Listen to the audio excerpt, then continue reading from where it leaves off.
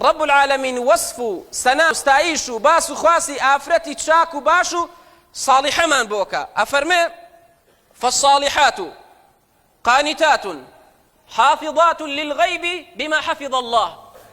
لسوري النساء دعاتي سيشوار أفرمي آفرت تشاك باشو صالح كان أو آفرتانن كوام ملكتشي مردكاني خويانن گردن کچو قسە لە دەستی مێردەکانی خۆیانن گوێڕایەڵی هاوسەرەکانی خۆیان ئەکەن لە کارە ڕەواکاندا لەو شتانەی کە سەرپێچی ڕەب العالەمینە کە هاوسەرەکان و پیاوەکانیان ئەمریان پێکە ئەوان بە قسەیان ئەکەن بۆیە ئافرەت پێویستە فەرمانبەردار و ملکەچی پیاوەکەی خۆی بێ یاخود لە پێناو ئەڵڵا لە ترسی ئەڵڵا ملکەچ و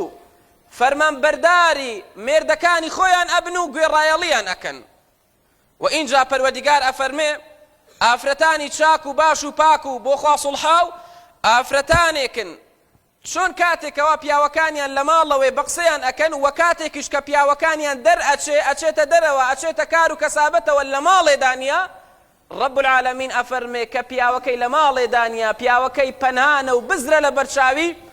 كسايتي وسمعة وشخصياتي بياوكي خوي أبارزه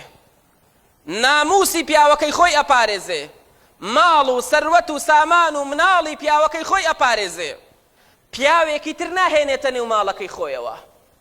پەیوەندی ناشەرعی نابەستێ لەگەڵ پیاوێکی ترەوە سومعە و کەسایەتی ئەپارێزێ و تەفسیرێکی تریشی هەیە ئەم ئایەتە کاتێک کە پیاوەکەی شتێکی بە پەنهانی و بەنهێنی لاباس ئەکا یاخود ئەو کارە سەرجەویەی کە لە نێوان خۆیانە ئەنجامی ئەدەن ئەم ئافرەتە و خانمەیە ئەی پارێزێ بڵاوی ناکاتەوە لای دەر و دراوسێ و ڕەفیقان و خزمان باسی ناکا بما حفظ الله چۆن بەهۆی ئەوەی کە پەروەردیگار حەق و مافی ئافرەتی پاراستووە فەرمانی بە پیاوان کردووە حەق و مافی خێزانەکانی خۆتاندن ئاواش فەرمانی بە ئافرەتان کردووە ئافرەتان خانمان حەق و مافی پیاوەکانی خۆتان بدەن دڵیان ڕابگرن نازیان هەڵبگرن و بە قسەیان کەن گوێڕایەڵی پیاوەکانی خۆتان بن